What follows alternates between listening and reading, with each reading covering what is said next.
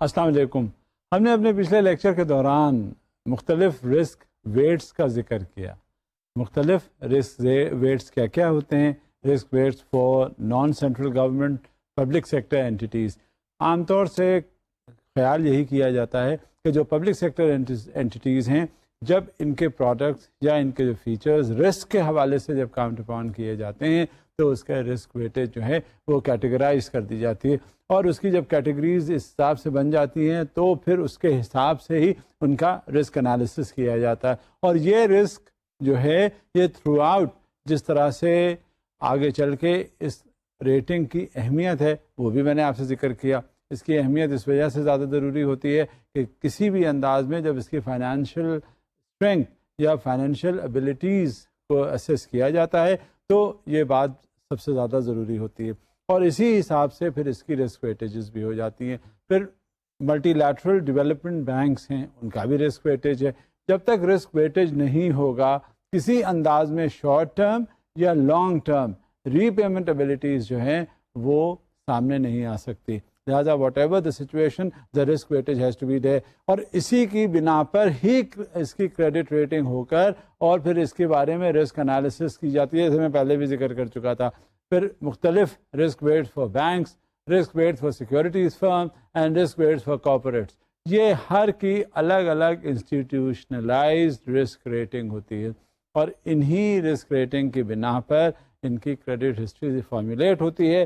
وہ credit history جب تک نہیں سامنے آئے گی اس وقت تک ہم یہ اس کے بارے میں اسیس نہیں کر سکتے کہ اس کا پاسٹ کانڈکٹ کیسا رہا.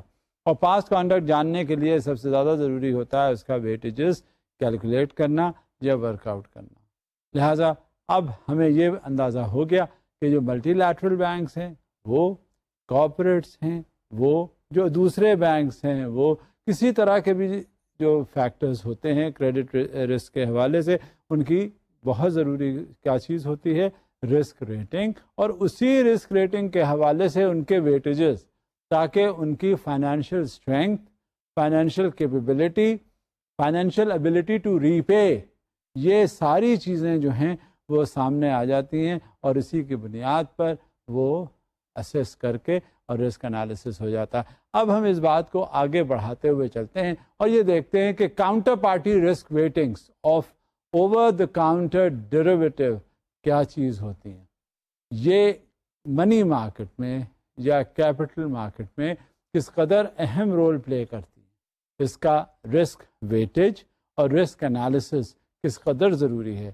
اور جب تک اس کا رسک ویٹیج یا رسک انالیسس نہیں ہوتا تو ہم کیسے کر سکتے ہیں اس کا تخمینہ اندازہ لگا سکتے ہیں کہ یہ ٹریڈنگ اس میں کیا ہے اور ویٹیجز کیا ہیں. اب ایک سلائیڈ ہے جو آپ کے سامنے ہے. As stated in June 1999 consultative paper, the 50% ceiling on counterparty risk weightings of OTC derivative transactions will no longer apply. اچھا، جتنی بات بھی آپ سے میں کر رہا ہوں یہ بیسل II اکارڈ کے حوالے سے ہے. جب کچھ لوگ مل جاتے ہیں، جب مختلف ممالک کے نمائندے مل گئے اور انہوں نے یہ طے کیا کہ کہاں کہاں کون کون سی پریکٹسز ہو رہی ہیں، تو اس میں سب سے جو بیسک ایشو آتا ہے وہ رسک کے حوالے سے آتا ہے، اور اس میں یہ دیکھا جاتا ہے کہ کس طرح سے منی مارکیٹ مختلف کنٹریز میں کیپٹل مارکیٹ میں کس طرح سے پارٹ پلے کرتا ہے. تو وہ جو پریویس پریکٹسز ہیں ان کا جائزہ لیا جاتا ہے، اور ان پریکٹسز کا نتیجہ کیا نکلتا ہے یہ بھی دیکھا جاتا ہے. جب بھی کبھی کوئی سامنے اس طرح کی بات آتی ہے تو یہ ضرور ذہن میں رکھ لینا چاہیے کہ اوور دا ٹریڈ کاؤنٹر جو اس کی پریکٹسز ہیں وہ کیا ہیں.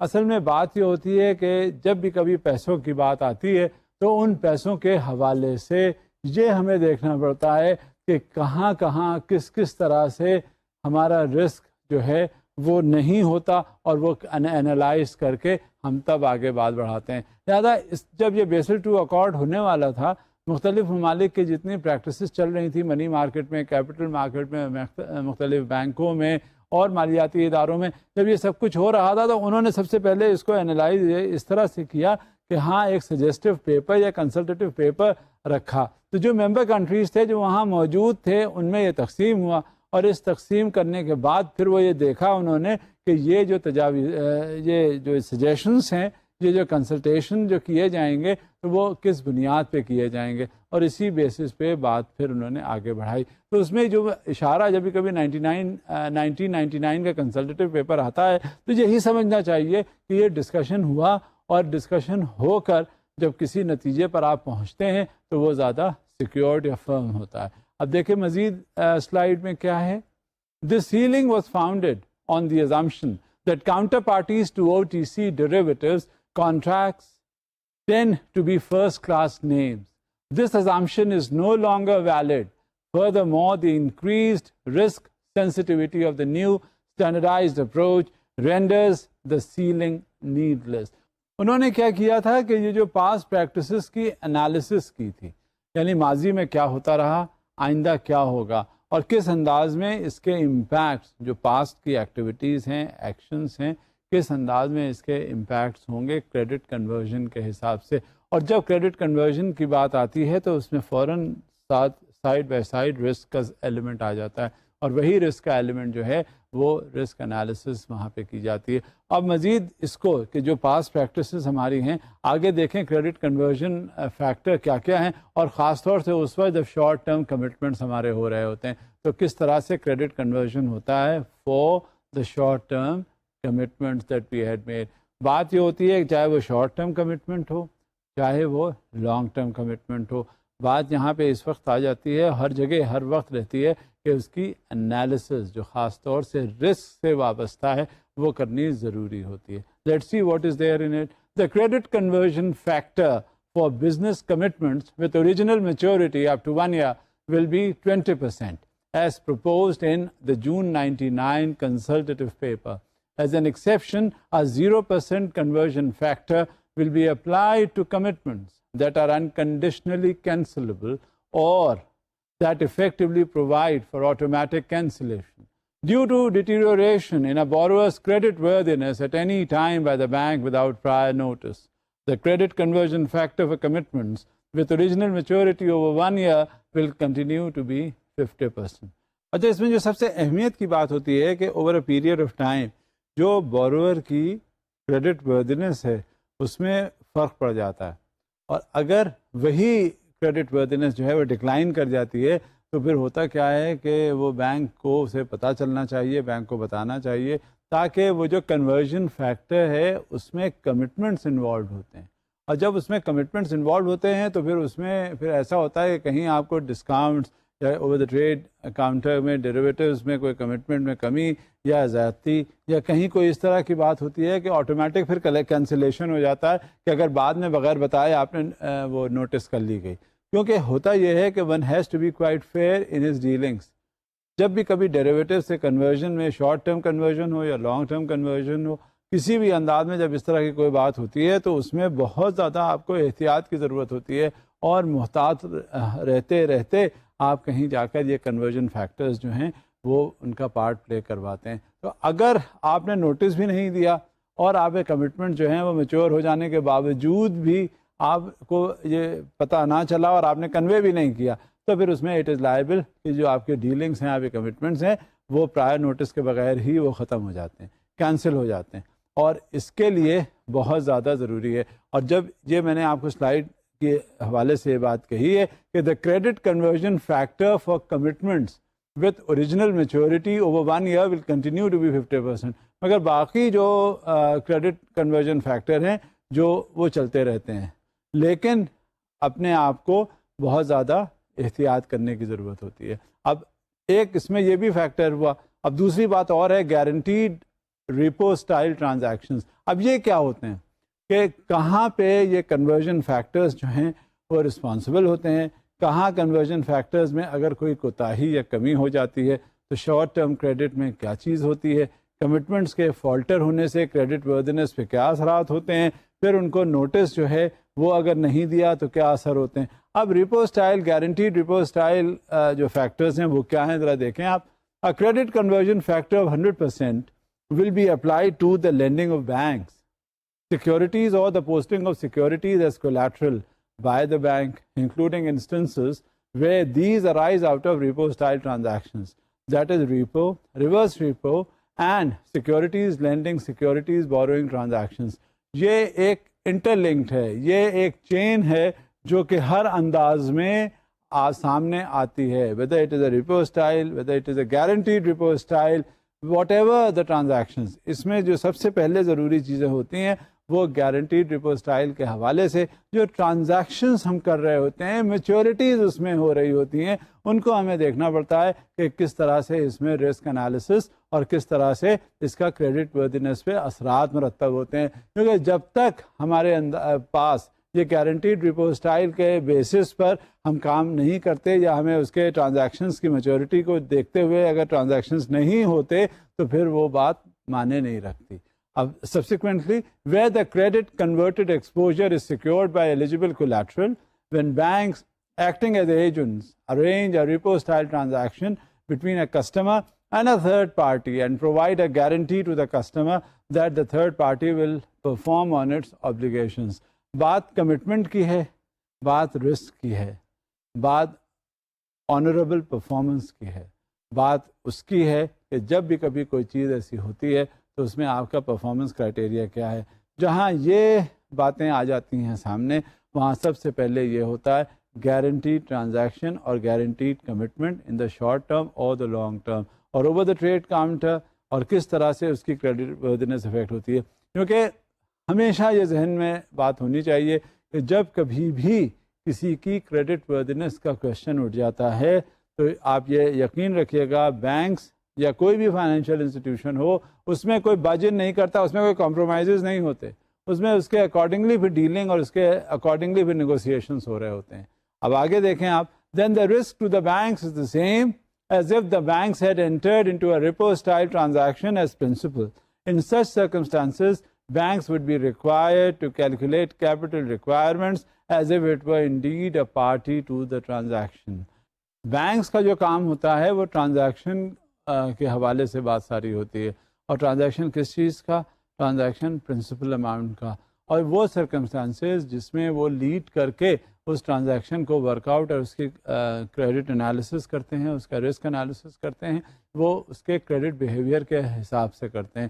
اب اس میں مختلف قسم کے ٹرانزیکشنز ہوتے ہیں, اس میں کیا ہوتا ہے کہ ان کی میچورٹیز کا کویشچن آ جاتا ہے, اور یہی میچورٹیز جو ہے وہ ڈٹرمن کرتی ہے کہ کس طرح سے اس کی کریڈٹ وردینس ہے اور نیٹ ورتھ اس کا کس طرح سے ورک آؤٹ کیا جاتا ہے, اس کا جو کولیٹرل ہے وہ دیکھا جاتا ہے, ایڈیکویٹ بیک اپ ہے وہ دیکھا جاتا ہے, اور کس انداز میں اس کو ٹرانزیکشنز کو لیا جاتا ہے. تو یہ ساری چیزیں دیکھنے کے بعد پھر اس کو اوور دا ٹریڈ یا اوور دا کاؤنٹر جو ڈیلنگس ہوتی ہیں چاہے وہ ڈیریویٹیوس کی ہوں چاہے دوسرے ٹرانزیکشنز کی ہوں, تو اسی حساب سے پھر اس کی ورکنگ شروع ہو جاتی ہے, چاہے وہ شارٹ ٹرم کریڈٹ ہو یا لانگ ٹرم کریڈٹ ہو. اب آپ اپنے آپ کو یہ ذہن میں رکھیے گا کہ جب بھی کبھی کوئی کریڈٹ کے حوالے سے بات ہوتی ہے تو اس میں رسک جب ایسوشیٹ ہو جاتا ہے تو چاہے وہ شارٹ ٹرم کریڈٹ ہو یا لانگ ٹرم کریڈٹ ہو, بات آتی ہے انالیسس کی, اور بات آتی ہے کہ سیکیورٹائزیشن کی, بات آتی ہے کہ کریڈٹ وردینس کی.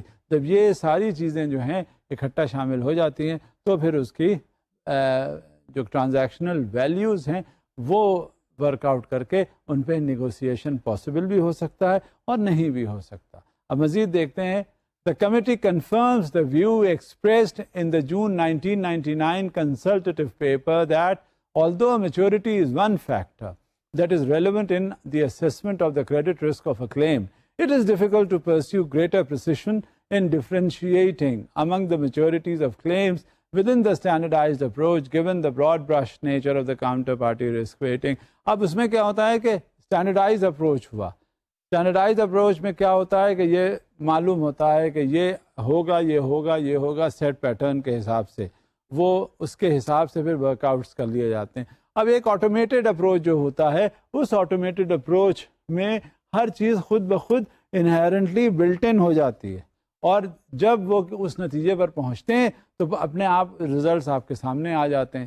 تو یہ آپ کو ڈسٹنگوش کر لینا بہت مشکل نہیں ہوتا, اور چاہے وہ آٹومیٹڈ ڈیسیشن میکنگ ہو چاہے وہ اسٹینڈرڈائزڈ ہو یا نان اسٹینڈرڈائزڈ ہو, تو اس میں آپ کو ہر طرح سے رسک انالیسس بہت آسانی سے ان فیکٹرز پہ کر لینی ہوتی ہے, whether it is going to be a guaranteed repo approach or it is going to be an approach otherwise.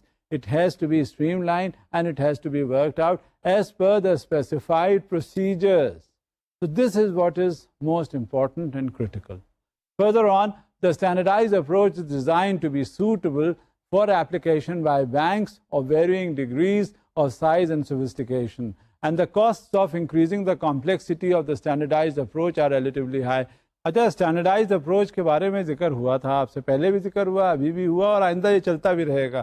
اس میں کیا ہوتا ہے، جو اسٹینڈرڈائزڈ اپروچ ہوتا ہے اس میں کاسٹ فیکٹر کا اگر کنسیڈریشن ہوتا ہے تو وہ ذرا زیادہ ہو جاتی ہے، چاہے وہ کوئی بھی فائنینشیل انسٹیٹیوشن ہو یا بینکس ہو یا کچھ بھی ہو، کیونکہ اس میں سائز اور سوفسٹیکیشن کے حساب سے یہ ڈٹرمن کر لینا کہ اس میں کیا کون سا فیکٹر انوالوڈ ہے اور اس فیکٹر کے کیا کیا جو اس کے پہلے سے جو اپروچز ہیں ان پہ کیا کاسٹ انکر ہوگی. آپ ان کو اگر ایڈ اپ کریں، ٹوٹل کریں تو اس میں بہت زیادہ خرچہ آ جاتا ہے.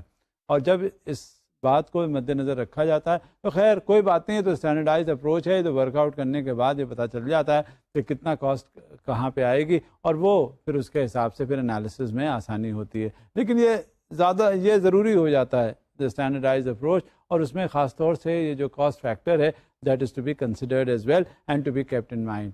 Further on, the committee has concluded that in general the benefits of improved risk sensitivity would be outweighed by the costs of greater complexity. Despite its improved risk sensitivity, the new standardized approach remains intentionally simple and broad brush. اچھا ہوتا یہ ہے کہ جب risk analysis ہوتی ہے تو اس میں امپروومنٹ کا سب سے پہلے گنجائش دیکھی جاتی ہے کہ کتنی ہے، اور اس میں چاہے گریٹر کمپلیکسٹی ہو چاہے گریٹر کمپلیکسٹی نہ ہو، منیمل کمپلیکسٹی ہو، اس میں یہ دیکھنا پڑتا ہے کہ کون سی جو اپروچ ہے اس میں کیا کاسٹ فیکٹرز ہیں. یہ کاسٹ فیکٹرز جو ہیں سب سے زیادہ ضروری ہوتے ہیں کہ آپ نے کیا رکھے ہیں اور کیا نہیں. اور یہ اسٹینڈرڈائز اپروچ جو ہے وہ انٹرنیشنلی پریکٹس کی جاتی ہے، اور یہ انٹرنیشنلی پریکٹس کرتے کرتے ہی ہمیں ذہن میں ہمارے آ جاتا ہے کہ یہ اسٹینڈرڈائز اپروچ ہے. اور اس اسٹینڈرڈائز اپروچ کے ساتھ ساتھ ہمیں یہ بھی دیکھنا ہوتا ہے کہ کاسٹ فیکٹر کیا ہے، مگر اس سے ہمیں کوئی فرق نہیں پڑتا. جب اسٹینڈرڈائز اپروچ ہے تو وہ فائنینشیل انسٹیٹیوشن یا وہ بینکس جو ہیں وہ اپنی فائنینشیل ایبلٹی، فائنینشیل کیپیبلٹی جو ہیں وہ ہر انداز میں اس کا اسیسمنٹ کر لیتے ہیں، اور رسک انالیسس اسی انداز میں کی جا رہی ہوتی ہے. اب دیکھیں مزید سلائیڈ آپ کے سامنے ہے. Therefore, the committee will not incorporate a maturity dimension throughout the standardized approach. اب جب کریڈٹ کا ڈیسیشن آتا ہے میچورٹی کے حوالے سے، جب رسک کا فیصلہ ہوتا ہے میچورٹی کے حوالے سے، تو اس میں پھر اسٹینڈرڈائز اپروچ کے بارے میں جب یہ امپلیمنٹ کیا جاتا ہے تو اس میں رسک کا جو ڈائمنشن ہے وہ میچورٹی کے حوالے سے ذرا تھوڑا سا کرٹیل کر دیا جاتا ہے، کیونکہ ہر وقت اسٹینڈرڈائز اپروچ میں کاسٹ فیکٹر کا جب ایلیمنٹ شامل ہو جاتا ہے تو وہ پھر اس میں ہمیں بہت زیادہ محتاط ہونے کی ضرورت ہے. کیونکہ اگر ایک بار کاسٹ ہی بہت زیادہ ایکسیڈ کر گئی، اوور رنس اس کے زیادہ ہو گئے، تو پھر کیا فائدہ ہے ایسی انالیسس کا. لہٰذا ہمیں میچورٹیز کے حوالے سے پھر ہمیں بڑی احتیاطی تدابیر لینی پڑتی ہیں. مزید یہ کہ as set out above, the only maturity elements to be included in the standardized approach are the distinction between short-term and long-term commitments. اچھا ہوتا یہی ہے، جب میں آپ سے اس کا پہلے بھی ذکر کر رہا تھا کہ جب شارٹ ٹرم اور لانگ ٹرم جو کمٹمنٹس ہیں وہ دیکھے جاتے ہیں اسٹینڈرڈائز اپروچ میں، اور جب یہ اسٹینڈرڈائز اپروچ کے حوالے سے جب بات ہوتی ہے تو یہ ڈسٹنکشن کر لینا بہت ضروری ہوتا ہے، تاکہ اسی حساب سے ایبلٹی. میں گفتگو کے دوران، بات کرنے کے دوران آپ سے میں نے یہ بھی ذکر کیا تھا کہ شروع میں جو وہ کریڈٹ ریٹنگ ہوتی ہے، چاہے وہ شارٹ ٹرم ریٹنگ ہو چاہے وہ لانگ ٹرم ریٹنگ ہو، شارٹ ٹرم ریٹنگ میں میچورٹیز کا عمل دخل ہوتا ہے، لانگ ٹرم ریٹنگ میں بھی میچورٹیز کا ذکر ہوتا ہے. اور اس میں ہوتا کیا ہے کہ آپ کو اس کی استطاعت یا صلاحیت جو ادارہ ہے وہ پتہ چل جاتا ہے. اس کا صلاحیت کس بات کی؟ صلاحیت اس بات کی کہ آئندہ لانگ ٹرم اس میں جو کمٹمنٹس اس کے ہیں وہ کیا خوش اسلوبی سے وہ پے بیک کر سکتا ہے وہ ادارہ. اسی حساب سے شارٹ ٹرم جو کمٹمنٹس ہیں کیا وہ ادارہ اس پوزیشن میں ہے، اس کے متحمل ہے کہ وہ اس میں ادائیگی کر سکتا ہے. جب یہ ساری صورتحال ہوتی ہیں تو پھر یہ اسٹینڈرڈائز اپروچ اس کا بن جاتا ہے، اور یہ ڈسٹنکشن کرنا کہ یہ شارٹ ٹرم کمٹمنٹ ہے یا لانگ ٹرم کمٹمنٹ ہے یہ بہت ضروری ہوتا ہے. مزید دیکھیے یہ سلائیڈ میں کیا ہے آپ کے سامنے. And the distinction between short-term and long-term lending between financial institutions The other exception is the use of short-term assessments as is discussed below. اچھا یہ شارٹ ٹرم اور لانگ ٹرم کمٹمنٹ جو ہیں بڑے انٹرسٹنگ ہیں. اصل میں ہوتا کیا ہے کہ کبھی کبھی جب اس طرح کی بات ہوتی ہے تو اس میں یہ چاہیے ہوتا ہے کہ فوری طور پہ وہ جو ادائیگیاں کرنی ہوتی ہیں یہ پتہ چلنی چاہیے, اور جو پھر لمبے عرصے کے بعد وہ ادائیگیاں کرنی ہیں وہ کون سی ہیں. جب ہمارے سامنے یہ اندازہ ہو جاتا ہے, یعنی مالیاتی ادارے یا وہ کوئی بھی فائنینشیل انسٹیٹیوشن یا بینکس ہیں ان کو پتہ چل جاتا ہے, تو اس میں سب سے پہلے اور مقدم بھی یہی ہوتا ہے کہ ہم کس انداز میں ان کو پے بیک کریں گے. اور جب یہ صورتحال پتہ چل جاتی ہے تو ہمیں اس کا اچھی طرح اندازہ ہوتا ہے کہ ان کا ہمارا جو کمٹمنٹ ہے وہ کہاں تک ہے.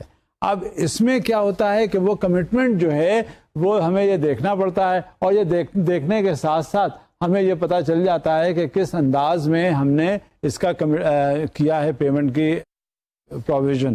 اچھا جب یہ اسٹینڈرڈائزڈ اپروچ کے حوالے سے بات آتی ہے تو ہمیشہ یہ ذہن میں رکھیے گا کہ اس میں جو رسک ویٹیجز ہیں وہ سب سے پہلے سامنے آ جاتے ہیں.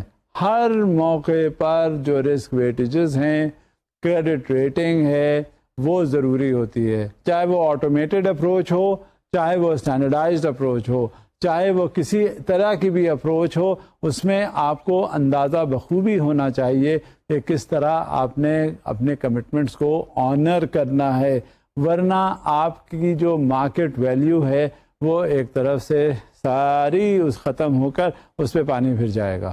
لہٰذا جب کبھی اسیسمنٹ کی بات آتی ہے اور خاص طور سے رسک انالیسس کی بات آتی ہے تو we have to analyze it as per the commitments, whether it is the short term, whether it is the long term.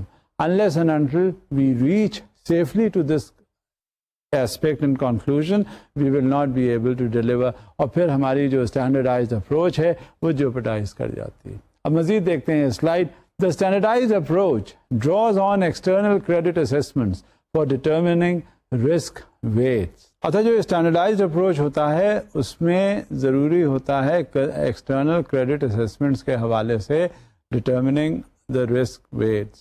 اب جب رسک ویٹس آ جاتے ہیں تو چاہے وہ اسٹینڈرڈائزڈ اپروچ ہو یا نہ ہو, we have to be very careful.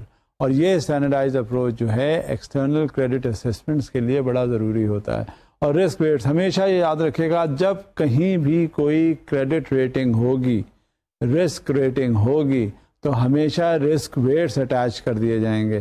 اور یہی risk weights in terms of percentage etcetera جب سامنے آپ کے آ جائیں گے تو آپ کو ذرا سی بھی دیر نہیں لگے گی. وہاں پہ اگر آپ انویسٹمنٹ کے حوالے سے جاننا چاہتے ہیں تو سب کچھ آپ کے سامنے آ جائے گا, کیونکہ جب آپ انویسٹ کرنا کہیں کسی کنسرن میں چاہتے ہیں تو آپ کے سامنے اس کے جو پالیسیز ہیں وہ پتہ ہونی چاہیے, اس کے بارے میں اس کے ریٹرنز پتہ ہونے چاہیے, اور یہ بھی ٹرینڈ آپ کو اندازہ ہونا چاہیے کہ تھرو آؤٹ یہ کیا رہا, اور آئندہ ان پالیسیز کو مد نظر رکھتے ہوئے کیا انالیسس کرنی چاہیے اور کیسے کرنی چاہیے. لہٰذا ریلائبلٹی جو ہے وہ وہیں پہ بات شروع ہو جاتی ہے. لہٰذا جو اسٹینڈرڈائزڈ اپروچ میں external credit assessments for determining the risk weights بہت ضروری ہے. اب مزید دیکھتے ہیں کیا ہے. Therefore, the soundness and reliability of the institutions performing the assessments are vitally important for the new system to be effective. کہیں کوئی نیا سسٹم ہوگا تو اس میں آپ یہ ضرور ذہن میں رکھیے گا کہ جو کریڈٹ ریٹنگ ہے یا رسک ریٹنگ ہے وہ کہاں آئیڈینٹیفائی کر لی گئی ہے, اور اس میں پھر آ جاتا ہے شارٹ ٹرم کمٹمنٹس اور لانگ ٹرم کمٹمنٹس. یہی شارٹ اور لانگ ٹرم کمٹمنٹ جو ہیں بلڈ اپ کر دیتے ہیں آپ کو کریڈٹ ریٹنگ کے حوالے سے. لہٰذا جب کبھی بھی کوئی بات آئے گی تو چاہے وہ اسٹینڈرڈائزڈ اپروچ ہو تو you have to be quite careful, you have to be quite cautious as far as the determination of the risk weightages are concerned.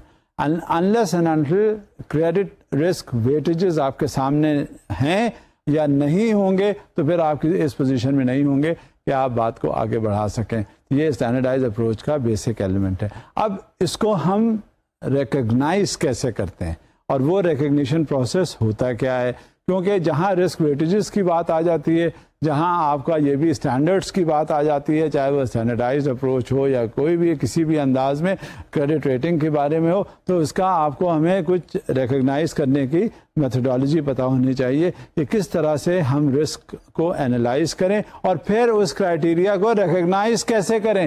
کیونکہ بیسک چیز یہ ہے کہ سامنے آپ کا سب کہہ دیا گیا کہ یہاں یہ رسک ہے, یہاں یہ اس کی کریڈٹ ریٹنگ ہے, یہاں یہ رسک ریٹنگ ہے, یہاں یہ رسک انالیسس ہے. جب یہاں سب کچھ اگر ایسا ہو گیا تو پھر اس کے بعد آپ نے کیا کرنا ہے, ریکگنیشن. آپ کو ریکگنیشن کا پروسیس بھی تو پتہ ہونا چاہیے.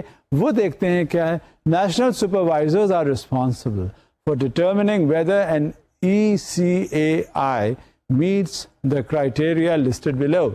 Certain ECAIs may be recognized on a limited basis, for example, by type of claims or by jurisdiction. اچھا ہوتا کیا ہے کہ کرائٹیریا معلوم جب ہو جاتا ہے تو اسی حساب سے اس کی کنڈیشنز جو ہیں وہ انالائز کر لی جاتی ہیں, اور لمیٹڈ بیسس پہ اس کا ریکگنیشن اس وقت پتہ چلتا ہے جس وقت سپروائزرز کے پاس کلیمز آتے ہیں اور سپروائزرز کے بعد جورسڈکشن کے حوالے سے امپلیمنٹ ہونے کے لیے ڈیسیشن آتے ہیں. وہاں سے فوری طور پہ اندازہ ہو جاتا ہے کہ یہ لمیٹڈ بیسس پہ کہاں سے کس طرح سے فیکٹرز ریکگنائز کیے جا سکتے ہیں. اور یہ بڑا بیسک ایلیمنٹ ہوتا ہے کہ جس وقت وہ پہنچا سپروائزر کے پاس ڈیسیشن کے لیے, سپروائزر کے پاس رسک انالیسس کے لیے, سپروائزر کے بعد اس کی type of analysis, type of claim اور کس طرح کا جورسڈکشن ہے, تو اس کے حساب سے پروسیڈ وتھ کرتا ہے. اب مزید دیکھتے ہیں. Some supervisors may choose to disclose a list of all recognized ECAIs plus any restrictions which may apply to the use of particular agencies for certain types of exposures. اب یہ مختلف قسم کی کیٹیگریز ہوتی ہیں, فائنینشیل کیٹیگریز, کریڈٹ ریٹنگز ان کے بارے میں کی جاتی ہے. تو جب تک اس کا کرائٹیریا جو ہے وہ بڑا اسٹیبل قسم کا نہیں ہوگا, اس وقت تک ہم اس پوزیشن میں نہیں ہو سکتے کہ اس انسٹیٹیوشن کی کریڈٹ ریٹنگ کریں. اور جب کریڈٹ ریٹنگ ہوگی, کیونکہ یہ لمیٹڈ اسکیل پہ یہ ریکگنیشن کے جو فیکٹرز ہیں وہ پارٹ پلے کر رہے ہوتے ہیں, اور یہ اس وقت پارٹ پلے کرتے ہیں جب واقعی کوئی کلیم آتا ہے کہ بھائی یہ رسک انالیسس اس کا کر لیا گیا اور اس میں رسک انالیسس میں یہ شارٹ فالس ہوئے, کمٹمنٹس آنر کرنے کی بات یہ ہے, یہ شارٹ ٹرم کمٹمنٹس ہیں, یہ لانگ ٹرم کمٹمنٹس ہیں. جب ایکچولی کلیم فائل کیا گیا اس انسٹیٹیوشن میں اس پرٹیکولر سپروائزر کے سامنے, تو اسے جورسڈکشن کا پتہ چلا کہ آیا کہ وہ اس پوزیشن میں ہے کہ وہ آنر کر سکے یا نہیں, آیا کہ وہ اس پوزیشن میں ہے کہ وہ واقعی رسکی ہے وہ جو کلیم فائل کیا گیا ہے. تو یہ اس وقت اندازہ ہوتا ہے, اس وقت پتہ چلتا ہے جس وقت کلیمز اس کے سامنے آتے ہیں. اور مزید دیکھتے ہیں یہ سپروائزری پروسیس اور کیا کہتا ہے. The supervisory process for recognizing ECAIs should be made public to avoid unnecessary barriers to entry. اب یہ جو سپروائزری ایلیمنٹ ہوتا ہے, دیکھیں ایک بات میں آپ کو بتا دوں, جو فرنٹ لائنرز ہیں نا وہ اتنا پارٹ پلے کر رہے ہوتے ہیں, لیکن جو supervisor at the back up ہوتے ہیں وہ اپنا بہت فعال قسم کا رول جو ہے پلے کرتے ہیں. یہ بڑا افیکٹو انداز میں پلے کرنا ہوتا ہے, ورنہ اگر ایک بار فرنٹ لائنر جو ہے کہیں فالٹر کرے تو it is always the supervisor who comes to the rescue, and in order to assess, in order to streamline, in order to analyze کہ وہ کیا ایکٹیویٹیز اور کیا ایکشنز ہو رہے ہیں. اور ورنہ اگر یہ نہیں ہوگا تو there will be certain barriers to the entry, کیونکہ میجر رول جو پارٹ پلے ہو رہا ہے وہ سپروائزر کے بہاف پہ ہو رہا ہے. تو supervisor should be very competent when the jurisdictional issues or the ratings issue or any kind of an issue relating to the settlement of the claims comes in front of him. Further on, supervisors will have to gain experience in reviewing and recognizing rating agencies in the credit risk area. Supervisors کو چاہیے جب وہ کام کرتے ہیں, اپنا role play کرتے ہیں, تو رسک ریٹنگ ایجنسیز کو سب سے پہلے وہ متحمل ہوں ریکگنائز کرنے کے کہ یہ رسک ریٹنگ ایجنسی ہے, اس نے یہ ریٹنگ کی ہے اور کس بیسس پر کی ہے, کیا بنیاد ہے رسک ریٹنگ کی. جب یہ وہ کر سکتے ہیں تو اس کے بعد پھر آگے بات بڑھتی ہے, اور اسی کے حساب سے وہ آئیڈینٹیفائی کر لیتے ہیں کہ یہ کریڈٹ رسک ایریا ہے, اور جب تک یہ سپروائزری رول میں کریڈٹ رسک ایریا جو ہے آئیڈینٹیفائی نہیں ہوتا اس وقت تک کوئی بھی کلیم جو ہے وہ کاؤنٹر پہ یا ادروائز بھی سیٹلڈ نہیں کیا جا سکتا. The committee thus recognizes the importance for supervisors of sharing their experiences with the use of credit ratings and continuing dialogue with market participants. اب یہ نہیں ہے کہ اکیلے انڈیپینڈنٹلی جو بھی ڈیسیژن لینا ہے وہ لے لیا. یہ بھی نہیں ہے کہ جو فیصلہ آیا جو کرنا ہوا وہ ذہن میں جو بات آئی وہ فیصلہ کیا اور اس سے ہم بری ذمہ ہو گئے. جب کبھی ایسی کوئی سچویشن ہوتی ہے تو یہ بات جو ہے وہ سامنے نہیں کی جاتی اور نہ یہ کرنی چاہیے. سپروائزر کا جو کام ہوتا ہے اس میں اتنی ایکسپرٹیز ہونی چاہیے کہ جب کبھی کوئی کریڈٹ ریٹنگ کے حوالے سے کوئی ایشو آئے کوئی بات آئے تو امیڈیٹلی وہ اس نتیجے پر پہنچ جائے کہ یہاں کس میں کتنا رسک انوالوڈ ہے. اور جیسے ہی اس میں رسک کا ایلیمنٹ یا رسک کے فیچرز آ جاتے ہیں اس میں سب سے زیادہ ضروری ہوتا ہے کہ کس طرح سے ان فیچرز کو کانٹیکٹ کریں. اور یہ رول سپروائزر کا ہوتا ہے تاکہ وہ رسک اچھی طرح سے اینالائز کر سکے.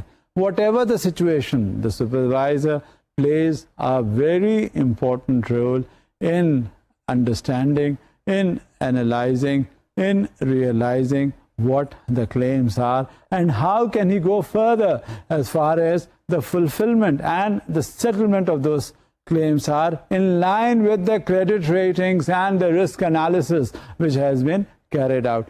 Now you see for yourself that as far as the risk analysis is concerned and as far as the credit risk rating is concerned, the immense importance is attached with the role of the supervisor. The claim as well as whatever the objectivity in the decisions are has to be kept in mind. And now I will be discussing with you the objectivity of the supervisor. کیونکہ یہ systematic جب تک concept نہیں ہوتا, جب تک methodology پتہ نہیں ہوتی, جب تک ہمیں یہ معلوم نہیں ہوتا کہ کریڈٹ اسیسمنٹس ہیں کیا, جب تک ہمیں ویلیڈیشن اور ری ویلیڈیشن کے کانسیپٹ سے ایکلمیٹائزیشن نہیں ہوتا, اس وقت تک ہم کبھی رسک انالیسز میں پوری طرح انگیج یا انوالو نہیں ہوتے. تو ہمیں اندازہ ہونا چاہیے. اب دیکھتے ہیں اس سلائڈ کے حوالے سے. The methodology for assigning credit assessments must be rigorous, systematic, and subject to some form of validation based on historical experience. اچھا, آپ یہ ضرور دیکھیے گا, آپ محسوس کیجیے گا کہ ہم نے کبھی پڑھا لکھا ہوتا ہے, پڑھنے لکھنے کے بعد ہم فوراً امپلیمنٹیشن کرنا چاہتے ہیں کسی ادارے میں ملازمت کر کے. اب ہم نے ملازمت شروع کر دی, لیکن جو وہاں پہ لوگ موجود ہوتے ہیں پہلے سے, ان کے تجربات اتنے زیادہ ہوتے ہیں کہ ہمارا چاہے کتنا ہی علم اس مقصد سے ہم نے حاصل کیا ہو, لیکن ان کے تجربے کو ہم کبھی مات نہیں دے سکتے. You cannot beat the experience of any individual. لہٰذا ہمیں اپنا وہ ایکسپیرینس جو ہم کام کرتے ہوئے آئے ہیں, ہمیں وہ ایکسپیرینس جو ماضی میں ہوتا ہوا آیا ہے اور اس کا ہسٹوریکل بیک گراؤنڈ ہے, ہسٹوریکل ریفرنس ہے, تو it is being associated as the historical reference.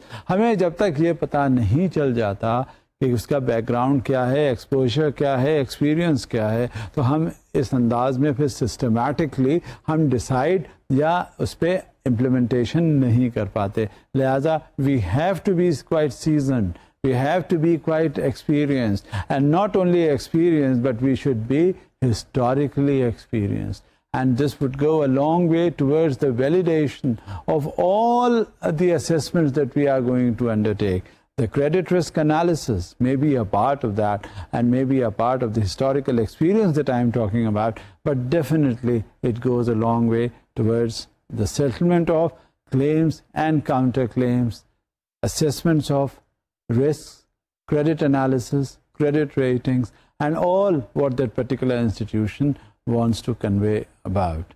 Further on, moreover, assessments must be subject to ongoing review and responsive to changes in financial conditions. اچھا, بات یہ ہوتی ہے کہ جب بھی کبھی کسی کا فائنینشیل اسیسمنٹ کر لیا جاتا ہے تو وہ اگر ماضی میں اس کا اسیسمنٹ ہو گیا کافی پہلے, تو یہ بات ضروری نہیں ہوتی کہ جو اسیسمنٹ اس وقت اس کا ہو گیا, جو انالیسس ہو گئی, جو ریٹنگ کر دی گئی, تو بس وہی چلتی رہے گی ہمیشہ. یہ اس میں ویریشنز ہو جاتے ہیں, اور اس میں ویریشنز کس بنیاد پر ہوتے ہیں؟ جیسا کہ میں نے ابھی آپ سے کہا کہ اس کا ویریشن جو ہے وہ فائنینشیل کنڈیشنز کے اتار چڑھاؤ میں ہوتا ہے.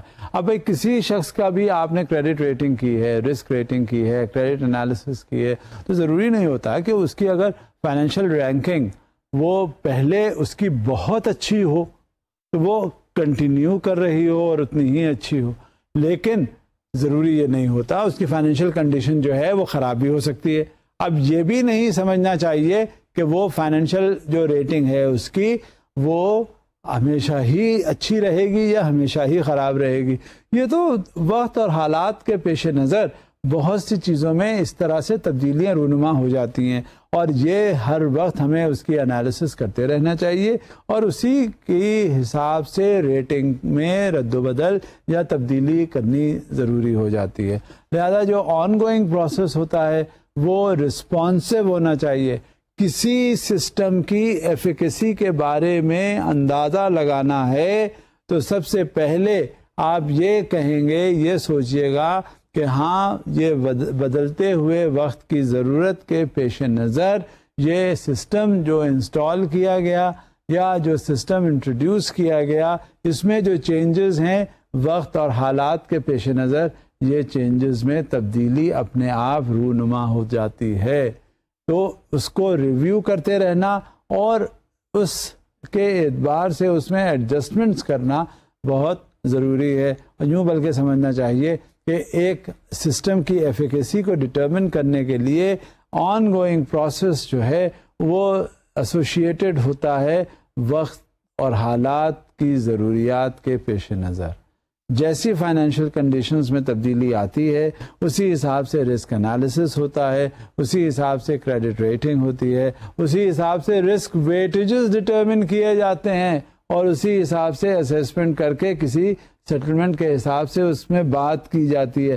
یہ اس کو آپ کبھی اگنور کرنے کی کوشش مت کیجیے گا کہ اگر ایک بار اس کی ریٹنگ کسی شخص کی ہو گئی تو بس ہو گئی, ایسا نہیں ہے.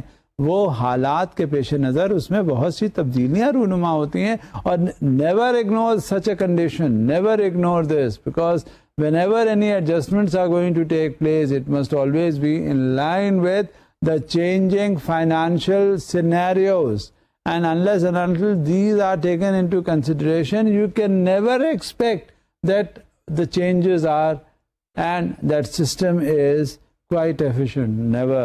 It has to be in line with whatever is going on. اب اس میں ایک فیکٹر سب سے بڑی چیز یہ ہوتی ہے کہ کس طرح سے ہمیں انڈیپینڈنس مل جاتی ہے, اور انڈیپینڈنس حاصل کی جاتی ہے وہ بہت سے پریشرز ہوتے ہیں. اس میں پولیٹیکل پریشرز بھی ہوتے ہیں, اس میں اکنامک پریشرز بھی ہوتے ہیں, اور یہ میں بات کر رہا ہوں پورے شیئر ہولڈر اسٹرکچرز کے پیش نظر. شیئر ہولڈر اسٹرکچر جب آپ کے سامنے آتا ہے تو اس میں آپ یہ دیکھتے ہوں گے کتنے اکنامک پریشرز ہیں. آپ اخبار آج کل کا اٹھا کے دیکھیے, آپ کو پتہ چل جائے گا کہ اس میں مختلف قسم کے پریشرز ہیں, اور کچھ تو اتنے زیادہ کامن ہو گئے ہیں کہ ہر چیز جو ہے اس کی فنگر ٹپس پہ ہے آپ کے. مزید اب دیکھیں یہ سلائیڈ میں کیا ہے. An ECAI should be independent and should not be subject to political or economic pressures that may influence the rating. آپ جب کبھی بھی اخبار پڑھتے ہوں گے تو اس میں آپ کے سامنے ڈیٹیل قسم کا جائزہ آ جاتا ہے, اور وہ جائزہ کس طرح ہوتا ہے؟ جائزہ جو ہے وہ اس طرح سمجھا جاتا ہے کہ ہاں کتنے اکنامک پریشرز ہیں, کتنے پولیٹیکل پریشرز ہیں, اور آج کل آپ اندازہ کیجئے کہ یہ دونوں چیزیں جو ہیں وہ انٹر لنکڈ ہیں. پولیٹیکل پریشرز اتنے زیادہ ہوتے ہیں چاہے وہ کسی انداز میں بھی ہوں کہ آپ کو بہت سی اکنامک پالیسیز اور اکنامک سینیریوز جو ہیں اس کے حساب سے چینج کر لینے ہوتے ہیں. جب تک یہ صورتحال نہیں ہوگی, پریشر آپ ریزسٹ نہیں کریں گے, اس وقت تک آپ یہ کیسے سمجھیں گے کہ آپ ٹوٹلی انڈیپینڈنٹ ایکٹ اپون کر رہے ہیں؟ اور جب تک آپ میں انڈیپینڈنس نہیں ہوگی آپ کی کریڈٹ ریٹنگ یا جو رسک انالیسس ہے وہ کہیں کبھی فیئر اور امپارشل نہیں ہوگی. اور جو اسیسمنٹ پروسیس ہے اس میں سب سے بیسک چیز اور بیسک ایلیمنٹ یہ ہوتا ہے کہ آپ نے اپنے آپ کو کسی بھی پریشر کے تحت کام نہیں کرنا. Let's further see. The assessment process should be as free as possible from any constraints that could arise in situations where the composition of the board of directors or the shareholder structure of the assessments institution may be seen as creating a conflict of interest. اب board of directors کا constitution ہوتا ہے, board of directors کا constitution کے بعد وہ policies بناتے ہیں, پالیسیز کا امپلیمنٹیشن کروانا ہوتا ہے, اور یہ بڑا اہم پوائنٹ ہوتا ہے. اب ہوتا کیا ہے, جو بورڈ آف ڈائریکٹرز ہیں ان کا جو سب سے بیسک ایشو ہوتا ہے وہ یہ کہ جب پالیسی بنائیں تو وہ اپنے انسٹیٹیوشن کے حوالے سے بنائیں, اس کی تاکہ بہتری ہو سکے. اب اگر ان کے ذہن میں پولیٹیکل پریشرز ہوئے تو وہ تو ادارے کی فلاح و بہبود کے حوالے سے پالیسیز تو نہیں بن سکتی. ان پہ اور اکنامک پریشرز ہوئے تو اس کو انہوں نے سسٹین کرنا ہے. بات یہ ہوتی ہے کہ جب کبھی بھی کوئی ایسی سچویشن ہوتی ہے تو جو بھی پالیسیز مرتب کی جاتی ہیں وہ it should be free from all the political as well as the economic pressures, اور جو ان لائنز پہ ہوگی, چاہے اس میں کریڈٹ ریٹنگ کا ذکر ہو, رسک ویٹیجز کا ہو, رسک انالیسس کا ہو, چاہے اس میں ہر طرح سے کنٹری اپنے جو ایجنسی ہے اس کے بہتری کے حوالے سے جو بھی پالیسیز بنیں گی وہ ذہن میں رکھنی چاہیے اور اسی کے حساب سے کمپلیٹ کر کے اسے امپلیمنٹ کروانا چاہیے. اگر کسی طرح سے آپ نے اس بورڈ آف ڈائریکٹرز کے جو ممبرز ہیں ان کے کہیں پولیٹیکل افیلیشنز ہیں تو آپ یہ کیسے توقع رکھیں گے کہ جب وہ پالیسیز کا کوئی وہ فریم ورک میں کرنا چاہیں گے تو ان پولیٹیکل افیلیشنز کو وہ ذہن میں نہیں لائیں گے اور امپلیمنٹ نہیں کریں گے. اچھا, جہاں تک کمپوزیشن کا تعلق ہے بورڈ آف ڈائریکٹرز کا, یا شیئر ہولڈرز جو مین ہیں, اسٹیک ہولڈرز ہوتے ہیں, جب پالیسی بنانی ہوتی ہے تو ہمیشہ یہ ذہن میں بات آتی ہے کہ جس وقت کوئی پالیسی بن رہی ہے وہ اس میں اس آرگنائزیشن کی کتنی امپروومنٹ ہوگی اور کتنا بیٹرمنٹ ہے اس سلسلے میں.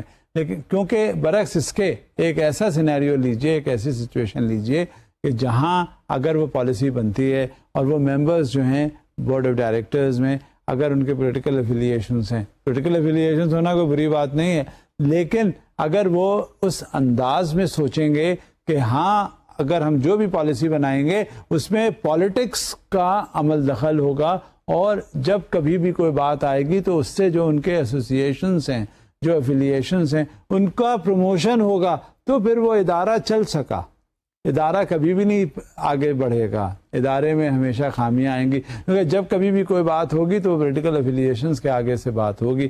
لہذا جو composition of the board of directors ہیں ان میں جو سب سے زیادہ جو ضروری چیز ہوتی ہے وہ یہ ہوتی ہے کہ جو بھی کبھی اس کے ایسوسیشنز ہوں تو it should be free from all political affiliations, and especially when it comes to the analysis, when it comes to the creation of business opportunities, when it comes to the implementation of the policies of the organization, it should be free from all the political pressures. اچھا, یہی نہیں کہ صرف political pressures ہیں جس کی وجہ سے یہ اس میں ڈسٹورشنز پیدا ہو جاتے ہیں اکنامک پالیسیز کے حوالے سے, بلکہ اکنامک پریشرز بھی ہوتے ہیں. اب یہ اکنامک پریشرز جو ہیں وہ ایسے پریشرز نہ ہوں جس سے ادارہ جو ہے وہ خطرے میں پڑ جائے. لہٰذا ہمیں یہ بھی دیکھنا پڑتا ہے کہ what are those economic pressures.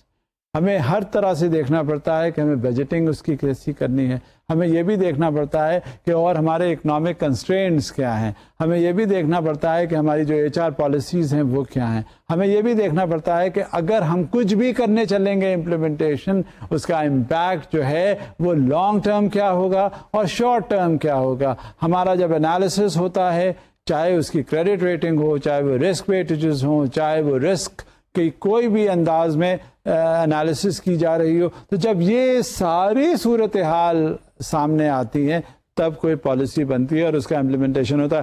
یاد رکھیے گا کہ میں نے آپ سے اس سلسلے میں پہلے بھی بات کہی تھی, اور پہلے وہ کہا تھا کہ جب کبھی بھی کوئی بات ہو تو رسک ویٹیجز کا پرائمری کنسرن ہوتا ہے اور اسی کے حساب سے ہمیں موو اباؤٹ کرنا پڑتا ہے. لہذا یہ بیسک فیکٹر ہے composition of stake holders area. جو بورڈ آف ڈائریکٹرز ہیں اس میں ہمیں سب سے زیادہ ضرورت اس بات کی ہوتی ہے کہ یہ کون ہے اسٹیک ہولڈرز, ان کے پولیٹیکل افیلیشنز کیا ہیں اور ان کو کس طرح سے موو اباؤٹ کرنا ہے. لہذا this is something very important. And further on we should see another slide. The individual assessments should be available to both domestic and foreign institutions with legitimate interests and at equivalent terms. In addition, the general methodology used by the ECAI should be publicly available. The individual assessment जिसका मैं जिक्र आपसे कर रहा था, ये चाहे वो डोमेस्टिक एजेंसीज हों, चाहे वो बाहर की कंपनीज हों, हमारे इंस्टीट्यूशंस हों या बाहर के इंस्टीट्यूशंस हों, इसमें सबके इंटरेस्ट्स होते हैं. बात ये होती है कि जो सबके इंटरेस्ट होते हैं वो किस तरह के होते हैं. जो लोकल कंपोनेंट्स हैं, जो इन्वेस्टर्स हैं, उनका भी इंटरेस्ट होता है. बाहर वाला जो है उसने इन्वेस्ट किया होता है, उसका भी इंटरेस्ट होता है. तो ये एक as a matter of principal, as a matter of guideline, as a matter of policy, हर अंदाज में सबका जो इंटरेस्ट है उनको साथ ले के चलना पड़ता है. ऐसा नहीं होता कि जब कभी बिजनेस पार्टनरशिप हो रही होती है, बड़े बड़े MOUs साइन हो रहे होते हैं, फॉरेन इन्वेस्टमेंट अट्रैक्ट हो रहा होता है, उनके मेंबर्स आते हैं बोर्ड ऑफ डायरेक्टर्स के, फॉरेन एजेंसीज के, फॉरेन ऑर्गेनाइजेशंस के, वो यहाँ पे बोर्ड ऑफ डायरेक्टर्स के मेंबर्स होते हैं, यहाँ लोकल जो होते हैं वो भी बोर्ड ऑफ डायरेक्टर्स के मेंबर होते हैं. जब ये सब कुछ हो जाता है तो ये नहीं समझ लेना चाहिए कि सिर्फ एक ही पहलू से देखें और हम अपना इंटरेस्ट देखें, या वो जो बाहर के जो डायरेक्टर्स हैं वो सिर्फ अपना इंटरेस्ट देखें. बात ये होती है कि जब कोई भी पार्टनरशिप या कोई भी बिजनेस डील हो रही होती है तो उसमें ये सबसे पहले ज़रूरी होता है कि हाँ किस अंदाज में इसको मूव अबाउट करना है, और चाहे वो लोकल कंपोनेंट हो चाहे फॉरेन कंपोनेंट हो, वो हर अंदाज में इंटरेस्ट जो है प्रोटेक्टेड होना चाहिए दोनों का, वरना फिर क्या फ़ायदा. लिहाजा इसी से आगे चल के डिस्क्लोजर प्रिंसिपल्स की बात की जाती है, और डिस्क्लोजर प्रिंसिपल्स बहुत ज़रूरी होता है क्योंकि उसमें रिस्क वेटेजेस और रिस्क वेटिंग्स का ताल्लुक होता है, और वो डिस्क्लोजर बड़ा ज़रूरी होता है. सबसे पहले ये कि कॉन्फिडेंस अपना जनरेट करने के लिए सबसे पहले ये कि अपना देखना है कि एक दूसरे पर जब हम कोई एक्टिविटी करने जा रहे हैं तो हम कितना ट्रस्ट करते हैं. तो लिहाजा डिस्क्लोजर जो है उसमें एब्सोल्यूट ट्रांसपेरेंसी भी होनी चाहिए. अब देखें एक स्लाइड है आपके सामने. N ECAI should disclose qualitative and quantitative information as set forth below. Disclosures by ECAIs have been designed to ensure that the ratings which banks employ in the allocation of risk weightings are compiled by reputable institutions. अच्छा होता क्या है कि ये जो qualitative और quantitative information है इसका एक्सचेंज होना आपस में बहुत ज़रूरी होता है. और क्यों ज़रूरी होता है? ताकि हमें पता चल जाए कि किन किन एक्टिविटीज़ में वो कंसर्न इन्वॉल्व है, और यही नहीं कि वो कंसर्न किन एक्टिविटीज़ में इन्वॉल्व है, बल्कि जो उसके डायरेक्टर्स हैं या जो उसके स्टेक होल्डर्स हैं वो कहाँ किस तरह से अपने आप को कंडक्ट कर रहे हैं और उनकी रेटिंग्स क्या है. इसलिए रिस्क वेटिंग्स उनके साथ देना या करना बड़ा ज़रूरी होता है. और कोई भी इंफॉर्मेशन, ये याद रखिए, आप जब कहीं किसी के साथ कोई कारोबार करते हैं, चाहे छोटे पैमाने पे सही चाहे बड़े पैमाने पर सही, जब कभी भी बात होती है तो अगर ये कॉन्फिडेंस और ट्रस्ट और म्यूचुअल अंडरस्टैंडिंग की फ़िज़ा कायम नहीं है तो फिर आपके कारोबार में कोई बरकत नहीं होगी. लिहाजा सबसे मुक़द्दम है कि जब कभी भी कोई बात करें तो वहाँ पे ट्रस्ट एक दूसरे का हो, एक दूसरे का डिस्क्लोजर प्रिंसिपल सही मानों में इम्प्लीमेंटेशन हो. माइंड में क्या है it should come out, otherwise absolutely there is no point in having an agreement as far as setting up of any business is concerned. Rather, disclosure is of utmost importance. अब सबसे चीज़ इसमें एक transparency का भी जिक्र है. अब transparency इसमें होनी चाहिए कि हर चीज़, आपने लफ्ज़ गाहे बगाहे सुना होगा, ये अखबारात में, रसायल में, आपस में बात करते में, और ख़ास तौर से सरकारी हलकों में ये एक लफ्ज़ बड़ा आम सा बन गया है. आप हर हवाले से जब बात सुनेंगे या करेंगे तो ये होगा ट्रांसपेरेंट है सिस्टम. बिल्कुल ट्रांसपेरेंट का मतलब क्या है? जिसमें आर पार हर चीज़ नज़र आ रही हो. आर पार हर चीज़ नज़र क्या आ रही हो कि अच्छाइयाँ और बुराइयाँ दोनों नज़र आ रही हों. जो लोग वहाँ पे सोचते हैं उसका अमल दरामद किस तरह से करते हैं ये भी सबको पता चलना चाहिए, और ये भी अंदाज़ा होना चाहिए बखूबी कि आइंदा वो करने क्या वाले हैं. लिहाजा जब तक ये सिलसिला नहीं होगा उस वक्त तक ट्रांसपेरेंसी को आप इसको नहीं कह सकते कि मटीरियलाइज होगा, और जब तक ट्रांसपेरेंट नहीं होगा तो आप कोई भी बिजनेस है वो फिर कामयाब नहीं होगा. آپ یہ دیکھ لیجئے انویسٹر کا کانفیڈنس اگر ایک بار شیک ہو گیا تو وہ تو پھر یہاں انویسٹ نہیں کرے گا, وہ وڈرا کرے گا, چلا جائے گا بائے بائے کہہ کے آپ کو. لہذا جب کبھی بھی کوئی بات ہو تو you have to have that disclosure principle in mind, and it has to be implemented qualitatively and quantitatively with effective medium of transparency. Unless and until the entire system is transparent, you cannot afford to install any system here in the country or anywhere, or set up any kind of a business. Now, let's see what the slide says further. For institutions which may give more favorable assessments, leading to misleading indicators of risk exposures and the potential for inadequate capital requirements. Furthermore, such disclosures will underpin the comparability of disclosures across banks. As I was discussing with you, کہ یہ جو institutions ہوتے ہیں favorable assessment جب کرتے ہیں تو they should come up with the reason, they should come up with the logic, and especially the risk exposures should be immediately spelled out. There should be an absolute transparency in the decision, in the assessment, in the credit risk ratings, in the risk analysis and the risk weightages as well. جب تک یہ ساری چیزیں اکٹھا نہیں ہوں گی اس وقت تک آپ یہ سمجھ لیجئے کہ ڈسکلوجر پرنسپل اب اگر اڈاپٹ نہیں ہوا اور اگر ان ساری چیزوں کو ٹرانسپیرنٹ نہیں بنایا گیا تو کیا ہوگا؟ Nobody is going to accept whatever you are going to say. And once that investors' confidence is shaken, just don't for a minute think or understand that you are going to be deeply involved in any kind of a business transaction, because this is not possible. Unless and until the entire setup is transparent, as has been discussed here in this conversation, in this dialogue, in this discussions with you, you just for a minute do not think that you are going to attract investments. Therefore, during all this process, the transparency in line with the disclosure principle is the need of the hour.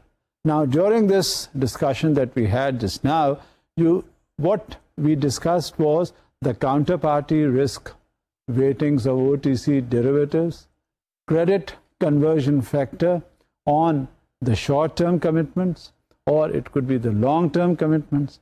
Then the guaranteed repo-style transactions were discussed with you, and of course the maturity of the transactions, the maturity of the deal, and with it was the external credit assessment. The recognition process, کس چیز کا recognition process بھلا؟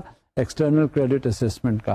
جہاں internally ہم کہیں assess نہیں کر سکے یا ہم نہیں کر پاتے, and in order to have a further transparency in it, we should go in for an external credit assessment. Now, the recognition process is there also. How do we recognize as to which is the most efficient and the perfect of the arrangements that we are likely to have? And of course, with it, the objectivity. The objectivity consists of two valid reasons. Number one, it is the disclosure. Number two, it is the transparency. Transparency has to be exercised every now and then at every place.